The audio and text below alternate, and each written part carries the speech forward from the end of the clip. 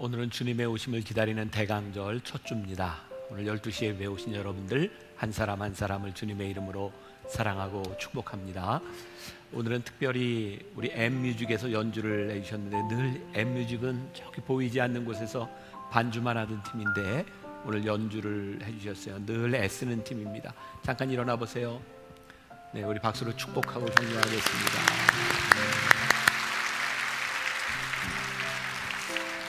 자, 이번 대강절을 지나면서 계속해서 광야에 대한 말씀을 나누고 있습니다. 우리 한번 아직도 이제 모니터 앞에서 예배드리는 분이 더 많으니까 또 우리가 좀 인사를 해줬으면 좋겠고, 또 오늘부터 교회학교 부서가 오픈이 돼서 예배를 드리고 있습니다. 우리 다 같이 두 손을 흔들어 광야에서 만나요 한번 인사합시다. 시작. 광야에서 만나요. 네, 감사합니다.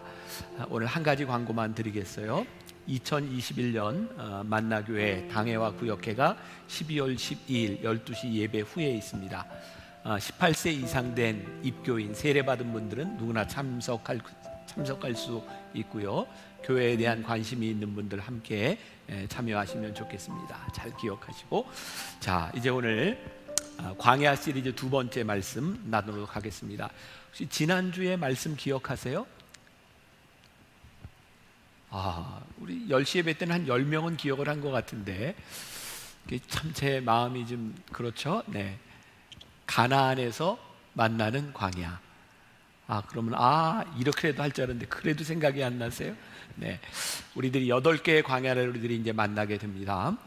어떤 부분이 내 삶의 광야일지 모르지만 그 중에 하나는 어쩌면 누군가의 광야가 되리라 생각을 합니다. 가나안에서 만난 광야를 이야기했다면 오늘은 눈물을 흘리며 만나는 눈물의 광야에 대한 말씀을 여러분들과 함께 나누려고 합니다. 여러분들은 눈물 하면 어떤 이미지가 떠오르시나요? 슬프다? 저에게 있어서 제가 목회를 하면서 눈물이라고 하는 것은 늘 하나님이 우리에게 주신 큰 선물이다 라는 생각이 듭니다. 눈물 다음에는 분명히 하나님의 축복이 있기 때문입니다. 교만한 사람, 완악한 사람은 절대 눈물 흘리지 않습니다. 우리가 하나님 앞에서 눈물을 흘리는 것이 왜 축복인가? 그 순간 우리들이 하나님 앞에 내 마음이 말랑말랑해지죠. 이런 표현이 좋을 것 같아요. 땅을 이렇게 기경해서 씨를 뿌렸을 때 싹이 나올 수 있을 만큼 마음이 물렁물렁해지는 것, 그게 바로 눈물이 아닐까. 눈물이 축복인 것은 하나님의 은혜를 경험하는 통로가 되기 때문에 눈물은 축복이다. 그러니 오늘 눈물의 광야에 대해서 여러분들과 말씀을 나누게 될 텐데, 눈물이 힘들고 어려운 것이기는 하지만 이것을 통해 어떻게 하나님의 축복을 경험하게 되는가를 보게 됩니다. 오늘 말씀의 주인공은 하갈입니다. 이스마엘 하갈의 이야기인데, 여러분들 가운데 이 하갈에 대해서도 잘 모르는 분이 있을지 몰라요. 그런 분들은 창세기 16장, 17장, 18장, 19장, 20장, 21장 정도를 쭉 보시면 그 스토리를 알 수 있습니다. 그리고 제가 내년부터 여러분들과 함께 창세기부터 요한계시록까지 성경 통독을 준비하고 있어서 지난주에 창세기를 제가 녹음을 다 했습니다. 이렇게 어려울 줄 몰랐어요. 정말 안 틀리고 읽으려고 정신을 똑바로 차리고 성경을 이렇게 정독하는데, 끝나고 그걸 이제 보고 있던 우리 목회자들에게 별로 안 틀렸지 그랬더니 많이 틀렸대요. 그래서 이거 큰일 났다. 지금 그렇게 하고 준비를 하고 있고요.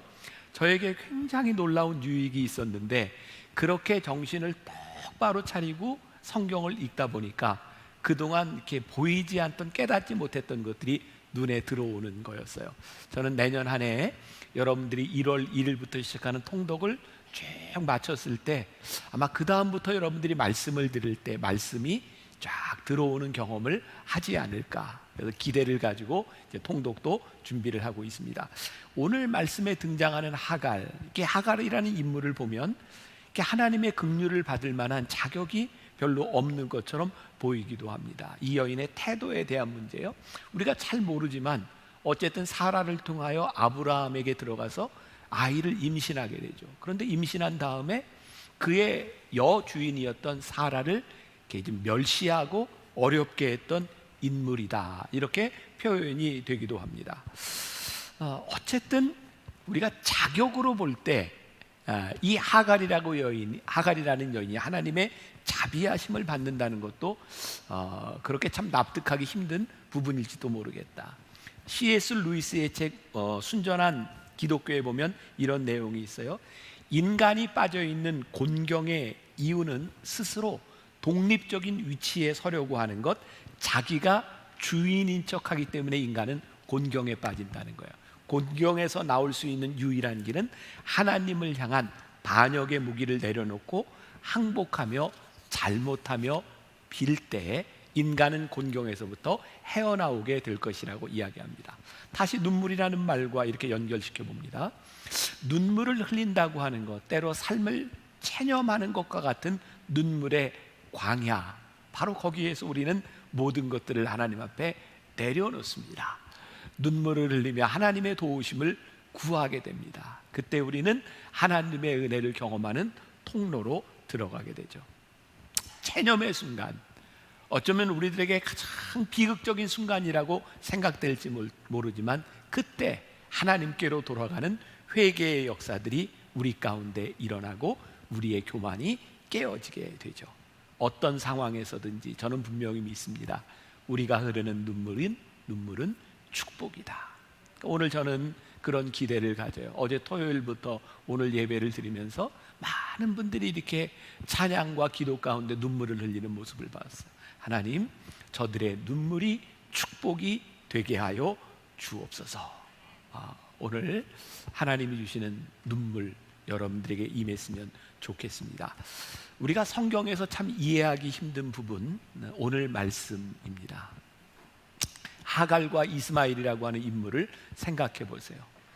이 성경은 아브라함을 중심으로 해서 사라와 함께 믿음의 조상의 이야기를 이루어 가고 있습니다.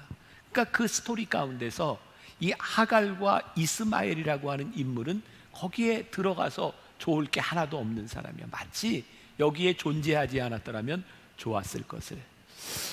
요 말을 가장 잘 표현할 수 있는 게 뭘까 생각해 보니까 이제 당구를 쳤던 분들은 이 말을 알 텐데 여자분들은 잘 모를 수도 있어요. 겐세이라는 말이 있어요. 겐세이. 이렇게 사전에 보면 이게 일본어로 돼 겐세이, 뭐를 방해하다 이런 뜻이기도 합니다. 당구를 치다가 칠 수 없도록 방해하는 것을 겐세이라고 합니다. 이거 별로 도움이 되지 않는다는 거예요. 제가 이렇게 또 자료를 찾다 보니까 이 겐세이라는 말 가운데 당구 치면서 이런 말을 한대요. 조상 겐세이가 있대요. 그게 뭐냐면 당구를 치려고 하는데 팔이 짧어. 이게 이제 조상 겐세, 조상 때문에 못 치는 거라고 이야기를 하기도 하고. 자, 어쨌든 우리들의 인생에 마치 불순물처럼 내가 끼지 않을 곳에 끼어 있는 것처럼 생각되는 인물이 하갈과 이스마엘입니다. 아기가 태어난다는 건 축복이 되어야 하는데 지난주에 제가 할아버지가 되었습니다. 네.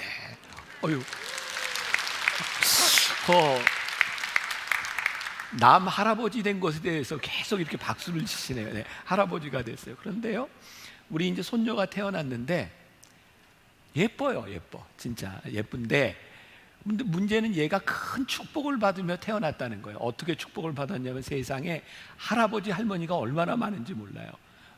우리 쪽으로도 이게 첫손주지, 우리 며느리 쪽으로도 첫손주지, 고모 할머니, 이모 할머니, 증조 할머니, 증조 할머니 해가지고 얼마나 많은 할머니들이 지금 대기하고 기다리고 있는지 몰라요. 굉장히 축복 가운데 태어났어요. 근데 이번 주에 아마 이제 사진 하나가 이렇게 카톡으로 돌았던 모양이에요. 이제 교인들이 그 사진을 보면서 제가 전해드린 이야기입니다.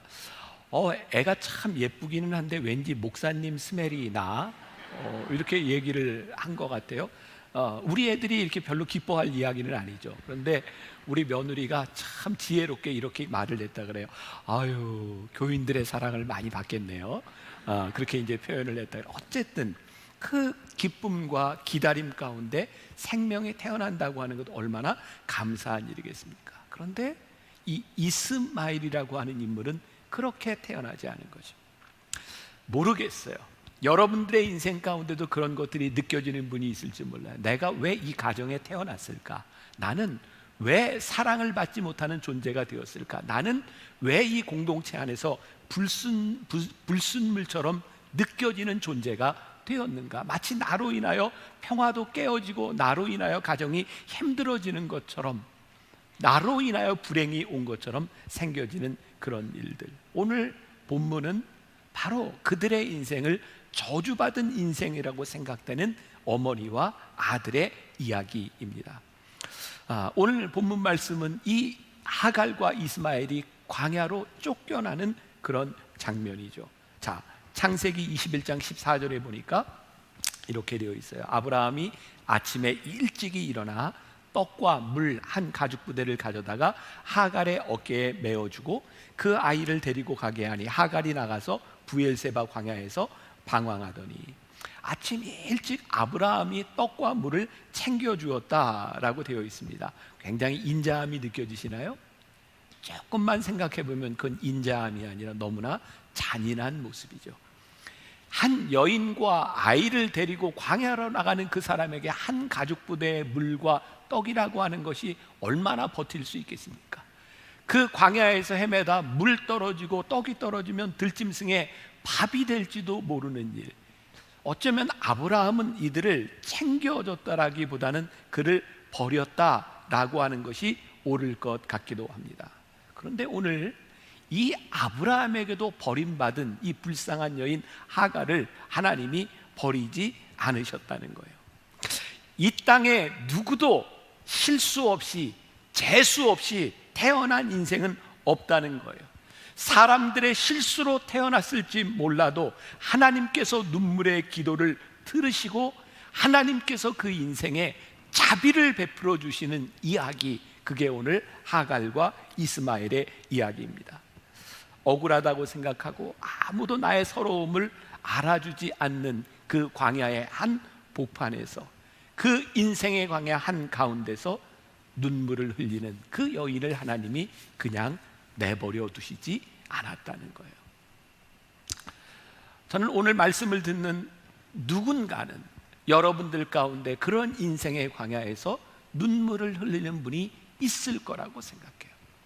내가 버림을 받은 그런 눈물도 있겠지만 내가 잘못한 실수로 인하여 광야에서 흘리는 눈물이 있을 수도 있어요. 그런데 하나님은 우리를 절대로 버리지 아니하신다는 거죠.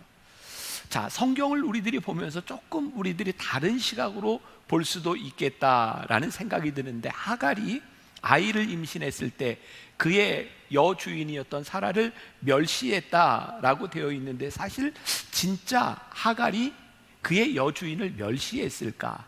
혹시 이것은 그냥 사라가 느끼는 감정은 아니었을까?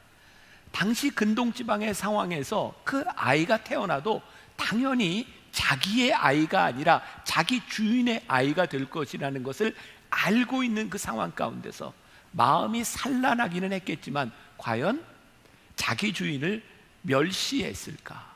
그런데 어쨌든 그런 이유로 인하여 사라에게 이 하갈은 많은 학대를 받았고, 지금 이스마엘을 낳기 전에 아이를 임신한 채로 광야로 도망간 적이 있어요. 하라의 학대를 피해서. 그때도 그녀는 광야에서 눈물을 흘리고 있었고, 창세기 17장 20절에 보니까 그 눈물을 흘리는 그 하갈을 하나님께서 어떻게 대하셨는지를 보여주고 있어요.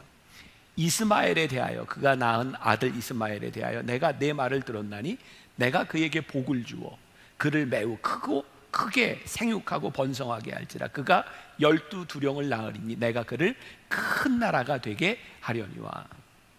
성경은 아브라함을 통해 낳는 아들 이삭만을 축복하는 것이 아니라 인생의 광야를 견뎌낸, 마치 인생의 불순물처럼 느껴지는 그 아들 이스마엘을 통해서도 축복하고 계시다는 것을 보여주고 계세요.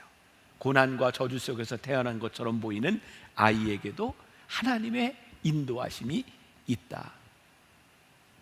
성경은 아브라함을 통해 또 이 하갈을 통해 하나님의 역사가 어떻게 이루어지는지를 보여주고 있는 것이죠. 오늘 사라와 하갈의 이야기를 조금 더 살펴보면서 제가 오늘 이 말씀은 이진희 목사가 쓴 광야에 살다라는 책에서 아주 흥미로운 것들을 많이 발견하게 되었는데, 성경에서 사라가 하갈을 내쫓은 이유, 조금 전에도 이야기를 했지만 창세기 16장 5절에 보면 그가 자기의 임신함을 알고 나를 멸시하니. 근데 이것은 어떤 팩트라기보다는 아이를 갖지 못하는 사라의 자격지심에서 나온 것일 수도 있어요. 그런데 그 일로 인하여 이 하갈이 너무 힘들었던 거죠.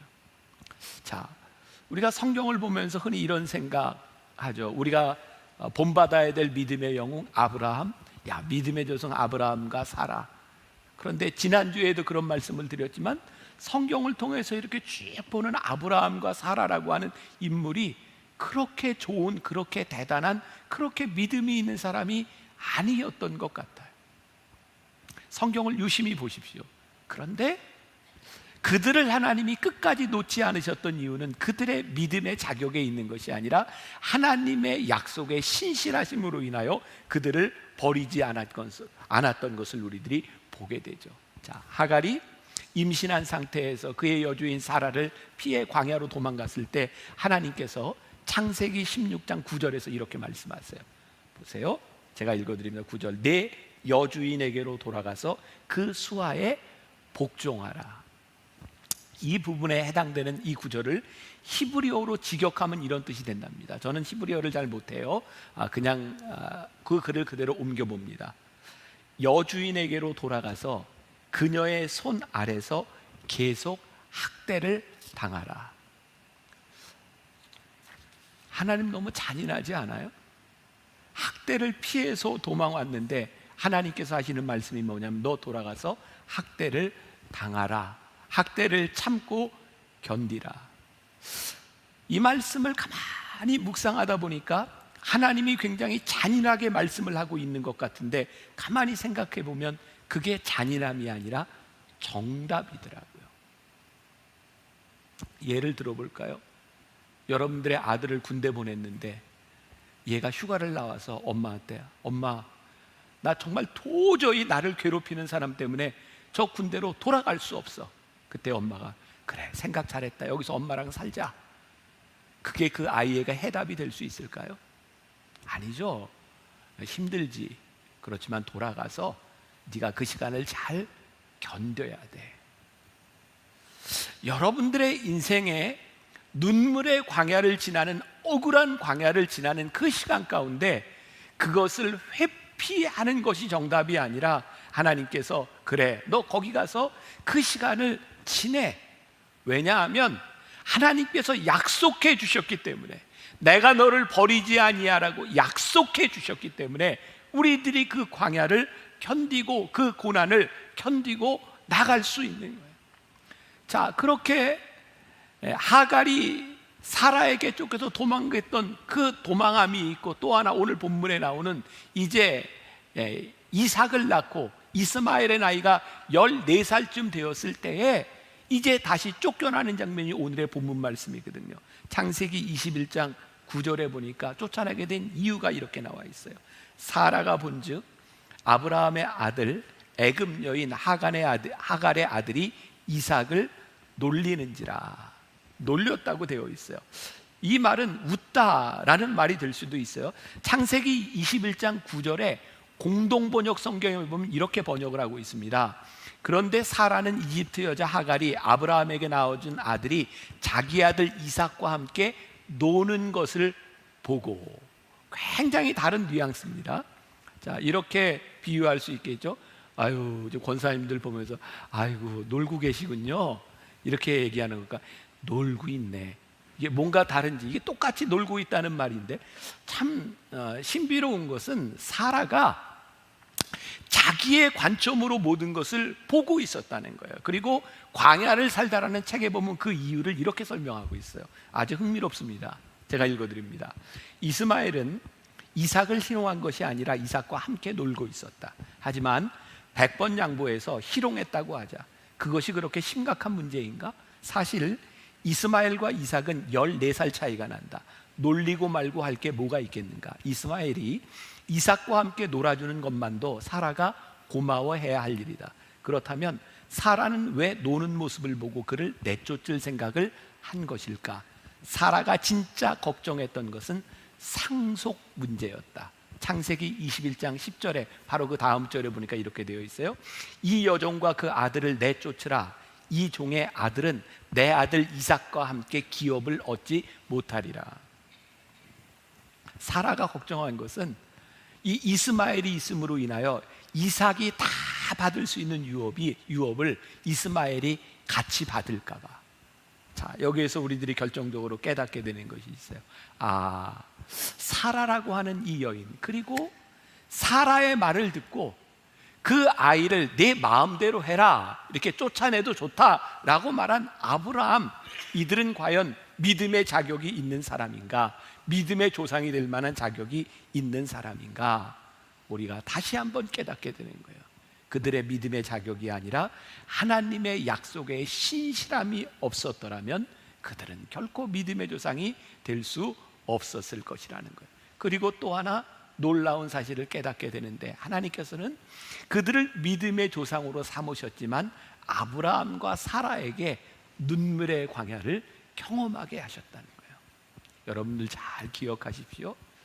우리가 눈물의 광야를 지나가는 두 가지가 있는데, 하나는 나의 잘못으로 인하여 눈물의 광야를 지날 때도 있고, 억울하게 우리의 인생 가운데서 눈물의 광야를 지날 때도 있고, 중요한 것은 이 눈물의 광야를 다 지나며 하나님을 바라보아야 한다는 것이죠. 자, 아까도 제가 이야기를 했지만 아브라함이 하갈을 내어쫓은 것은 살라고 내쫓은 것 같지는 않아요. 그대로 내어쫓으면 그들이 거기에서 죽을 수도 있는 거죠. 저는 그런 생각이 들어요. 제가 조금 지나친 생각일까요?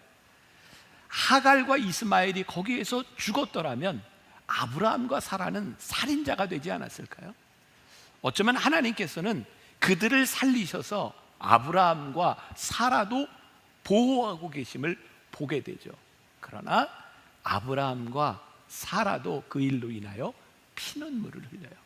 자, 그림을 하나 보여드리겠습니다. 제가 그 제주도에 가면 빛의 벙커라고 하는 곳에서 이렇게 그림들을 이렇게 전시하는데, 지금 샤갈의 그림도 지금 이제 나오고 있어요. 르누아르 뭐 이렇게 그림들이 나오는데, 샤갈의 그림 중에 이런 게 있더라고요. 이삭의 희생이라는 그림인데, 잘 보세요. 저기 빨갛게 칠한 부분에 아브라함이 칼을 들고 있습니다. 그 밑에 이삭을 제물로 드리려고 하고 있죠.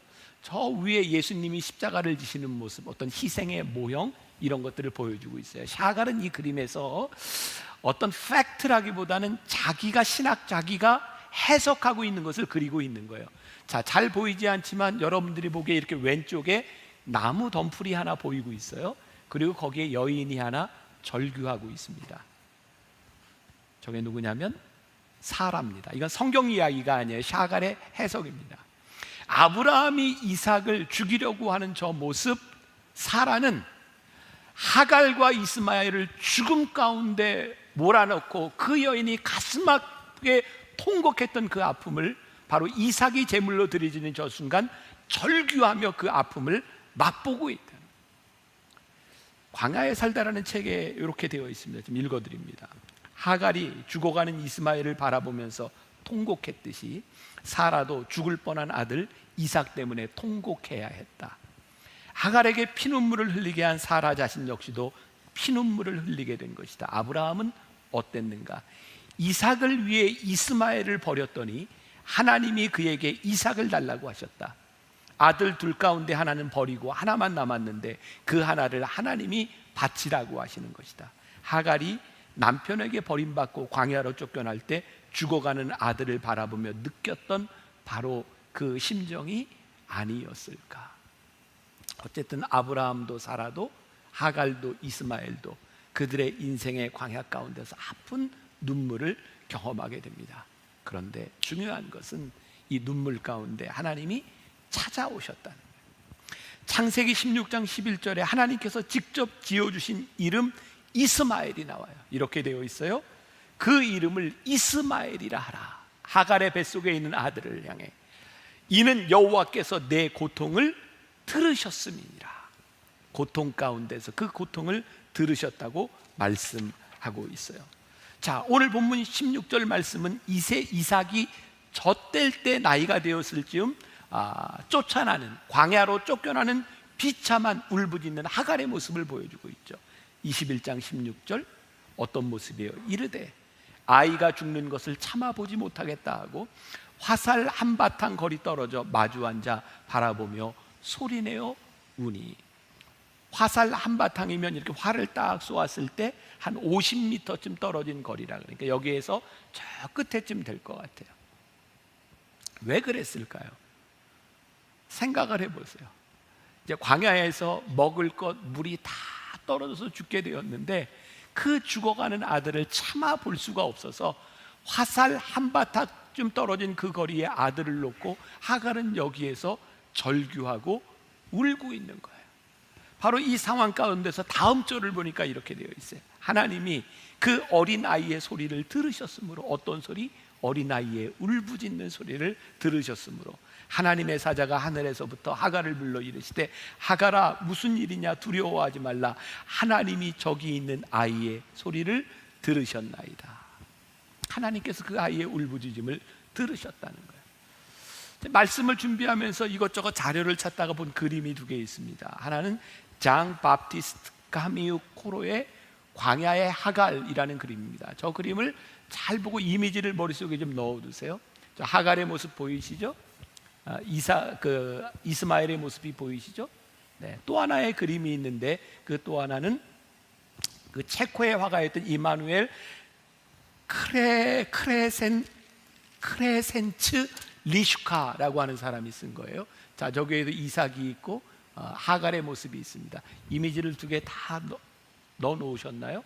자, 저 그림을 보면서 저 화가들이 성경을 잘 이해한 것 같지는 않아요. 아마 화살 한바탕이라고 하는 것을 신학자가 아니니까 잘 이해하지 못했을 수도 있어요. 어쨌든 그 아들을 눕혀놓고 절규하는 어머니, 저 어머니가 어디를 바라보고 있나요? 하늘을 바라보고 있어요. 황량한 광야에서 먹을 것이 없이 다 떨어진 상황 가운데서 하갈이 바라볼 수 있는 것은 오직 하늘밖에 없었어요. 하나님밖에 없었어요. 인간이 하나님을 정말 제대로 바라보게 되는 때는 언제인가? 아무것도 바라볼 곳이 없어서 그 어떤 곳에서도 도움이 사라져버린 곳에서 우리는 하나님을 바라보게 되죠. 혹시 여러분들 가운데 그런 경험이 있으세요? 너무 힘들어서 하나님 저 좀 살려주세요. 근데 저는요, 제 상상인데 하갈은 지금 이 상황에서 하나님 저 살려주세요 이렇게 기도했을 것 같지 않아요? 이제는 아무 소망이 없고 너무 힘이 드니 하나님 이제 좀 죽여주세요, 하나님 살려주세요라고 하는 기도는 아직도 희망이 남아있는 기도이겠지만 이제 그 희망도 없는 하갈에게 있어서 어쩌면 하나님 저 그냥 죽여주세요라고 하는 기도를 하지 않았을까? 그런데 하늘로부터 음성이 들려요. 두려워하지 말라는 음성이었어요. 그런데 이 음성은요, 하갈이 이스마엘을 낳기 전에 사라에게 사라를 피해서 광야로 도망갔을 때 들었던 그 음성이었어요. 자, 창세기 6장 13절 보세요. 하갈이 자기에게 이르신 여호와의 이름은 나를 살피시는 하나님이라 하였으니 이는 내가 어떻게 여기서 나를 살피시는 하나님을 배웠는고 함이라. 하갈이 만난 하나님이 어떤 하나님이냐면 두려움 가운데 울부짖을 때 나를 부르시는, 나를 살피시는 하나님, 엘로이, 나를 살피시는 하나님, 나의 억울함을 들으시는 하나님을 여기에서 만나요. 그런데 그가 만났던 살피시는 하나님을 여기에서 다시 만나게 되는 거죠. 그리고 저는 이런 생각을 해요. 하갈이 사라에게 쫓겨서 엘로이, 나를 살피시는 하나님을 만났던 그 기억, 믿음의 추억을 가지고 하나님 저를 죽여주세요, 저 너무 힘이 듭니다, 눈물의 광야에서. 그 살피시는 하나님이 다시 한번 하갈에게 찾아오셔서 그 여인을 위로해 주세요. 뭔가 좀 떠오르는 이야기가 하나 있지 않나요? 보니까 엘리야라고 하는 선지자가 850명의 선지자들과의 싸움에서 승리하고 난 후에 이제는 됐다라고 생각했는데 이세벨이 그를 죽이려고 하니까 이제는 너무 낙심이 돼서 이제는 내가 더 이상 소망이 없는 것 같습니다. 낙심이 되어서요, 저 로뎀나무 아래 가서 하나님 이제 저 죽여주세요 라고 기도하죠. 그때 하나님이 똑같이 그 엘리야에게 찾아오셔서 그를 어루만지시고 그에게 떡과 물을 주시며 그를 일으켜 세워주세요. 그런데 오늘 똑같이 이 하갈, 마치 그의 인생이 불순물처럼 아브라함과 사라의 인생에 끼지 않았으면 좋겠다고 느껴지는 그런 인생을 살고 있는 하갈에게 찾아오셔서 하나님께서 똑같이 그녀를 살피시고 먹이시고 일으켜 주세요. 여러분, 하갈과 엘리야를 어떻게 비교할 수 있을까요? 하갈은 이방 여인이요, 버림받은 여인. 엘리야는 당대 최고의 선지자예요.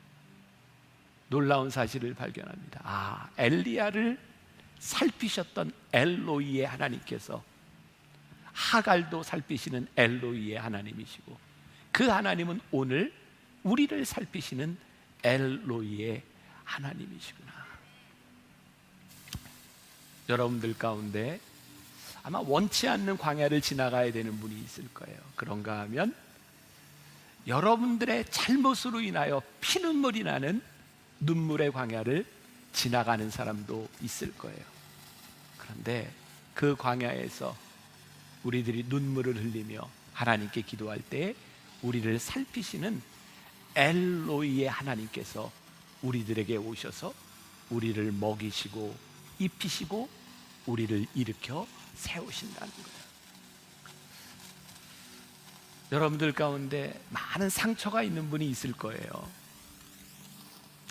나는 왜 이 가정에 태어났을까? 내 인생은 왜 누군가에게 이렇게 도움이 되지 않을까? 왜 나 때문에 누군가 이런 어려움을 겪어야 되는가? 하나님은 오늘 우리들에게 말씀하세요. 그 어떤 인생도 나는 포기하거나 나는 버리지 않는다. 나는 너를 살피시는 엘로이의 하나님이시다.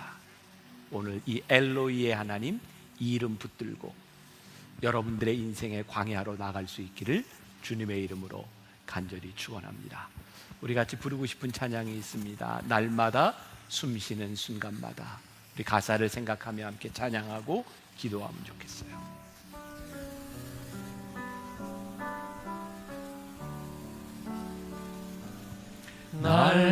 날마다 숨쉬는 순간마다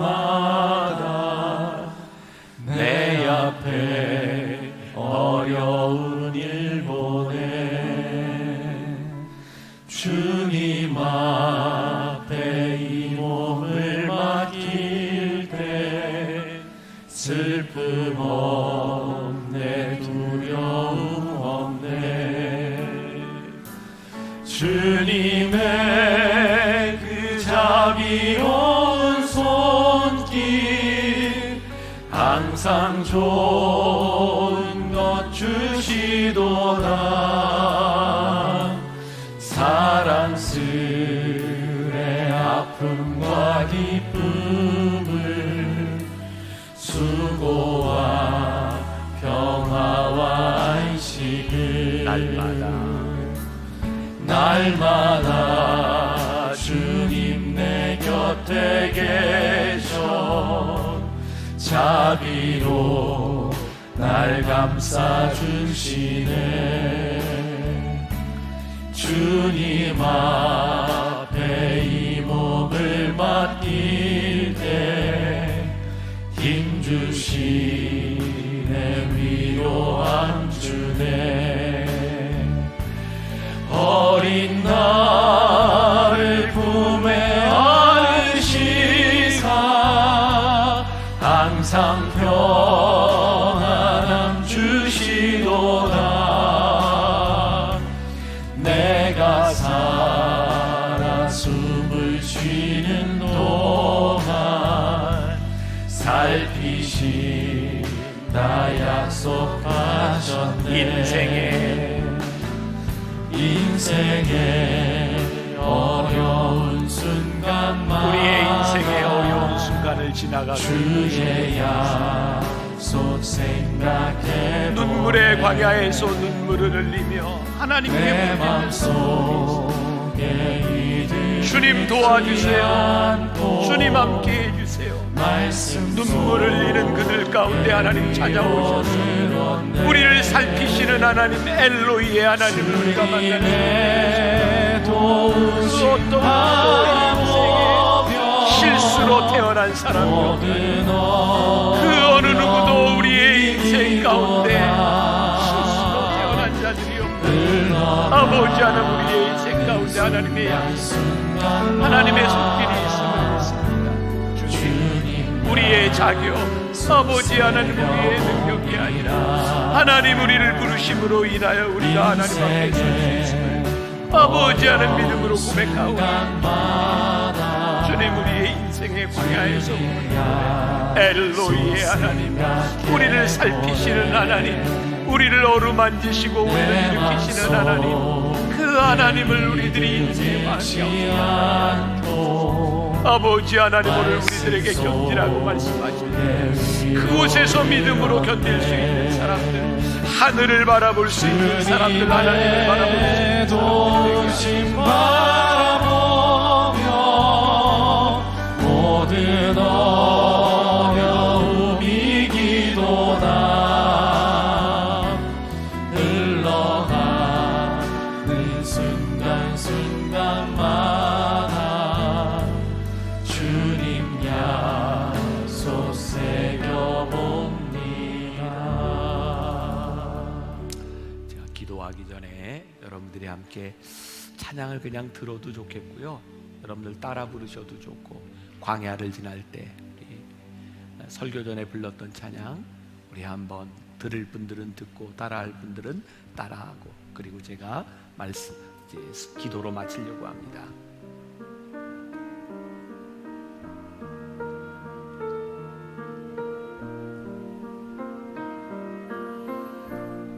광야를 지날 때 시험을 당할 때 어려운 순간에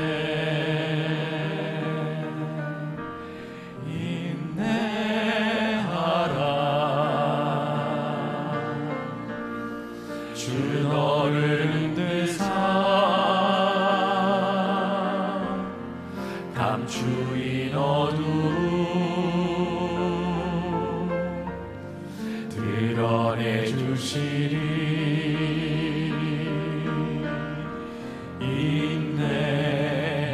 인내하라 주 안에서 인내하라 기뻐하고 감사하라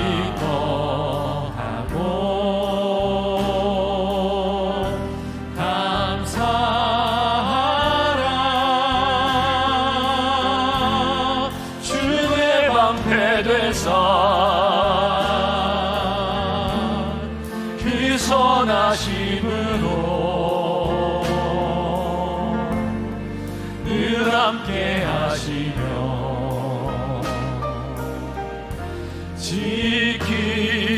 지키시리 주 안에서 인내하라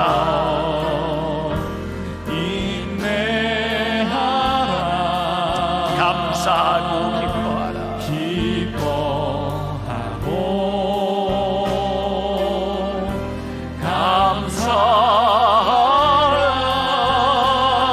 감사하라 주의 방패 되사 그 선하심으로 늘 함께 하시며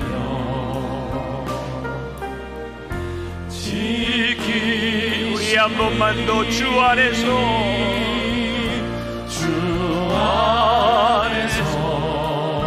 인내하라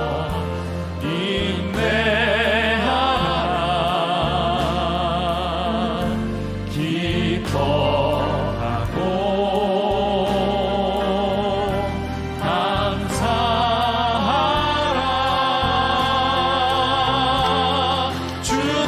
방패되사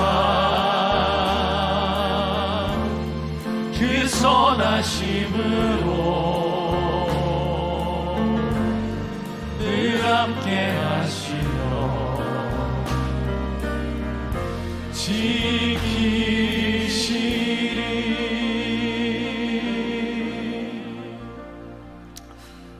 오늘 우리 성도들 가운데 광야에서 눈물을 흘리는 사람들이 있습니다.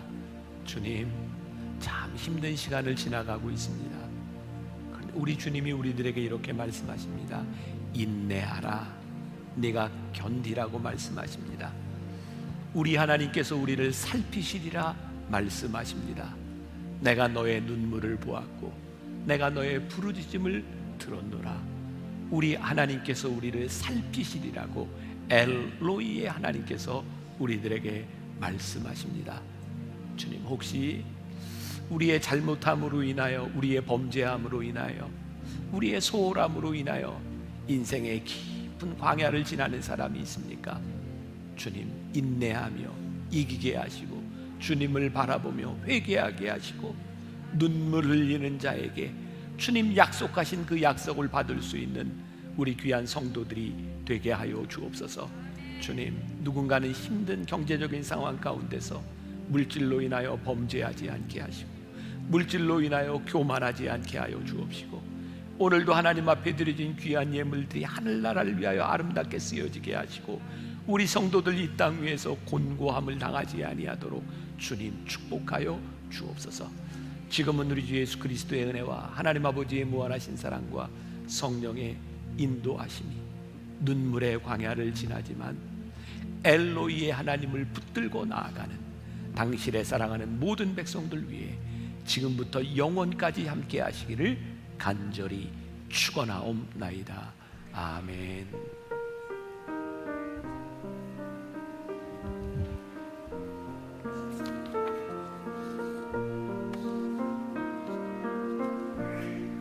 광야를 지날 때 시험을 당할 때 어려운 순간에 인내하라.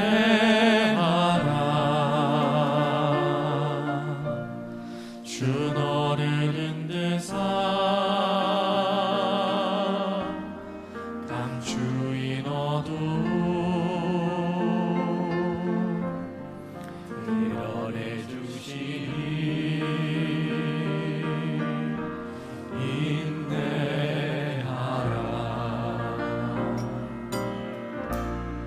광야를 지날 때 시험을 당할 때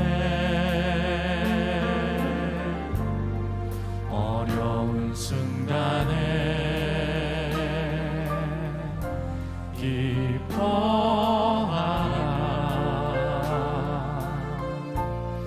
그 시련을 통해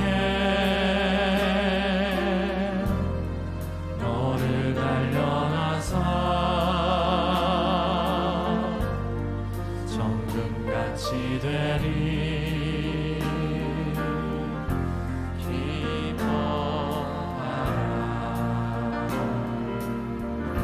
주 안에서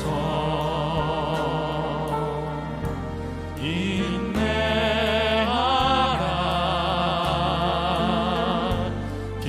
기뻐하고 감사하라. 주의 방패되사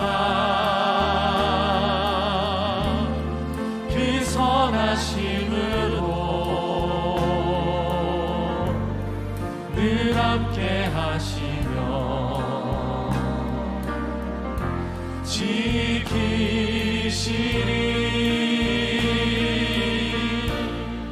광야를 지날 때 시험을 당할 때 어려운 순간에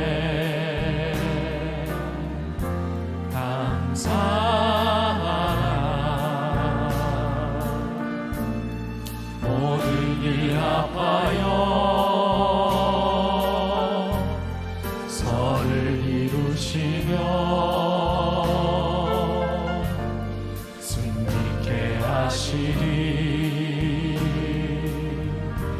감사하라. 주 안에서 인내하라. 기뻐하고 감사하라.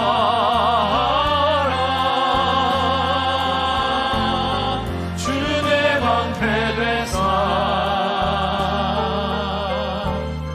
그 선하심으로 늘 함께 하시며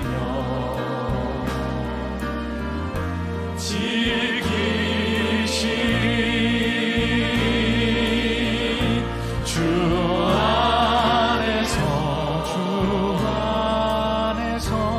인내하라.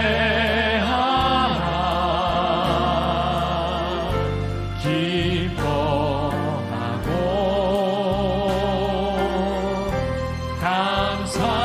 감사하라. 주의 방패 되사 그 선하심으로 늘 함께 하시며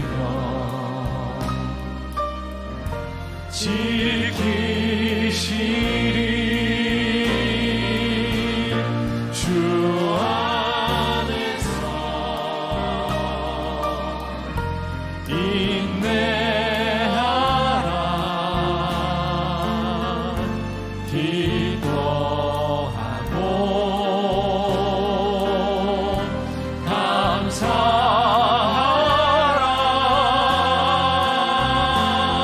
주의 방패 되사 그 선하심으로 늘 함께 하시며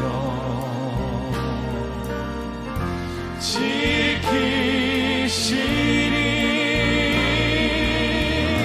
주 안에서 인내하라. 기뻐하고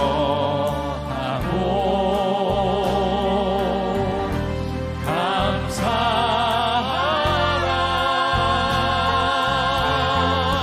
주의 방패 되사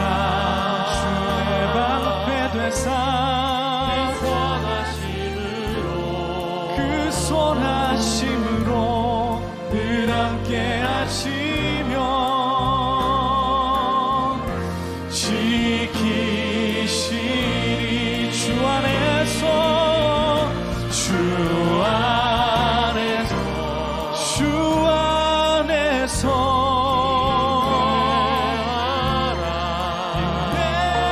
인내하라. 기뻐하고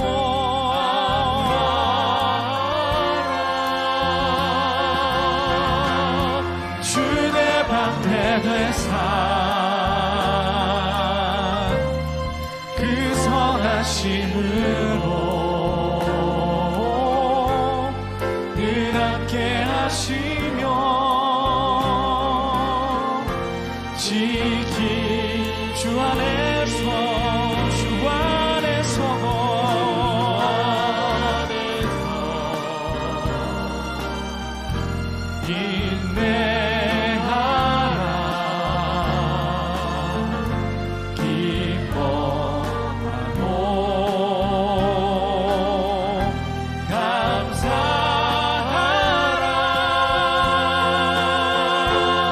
주의 방패 되사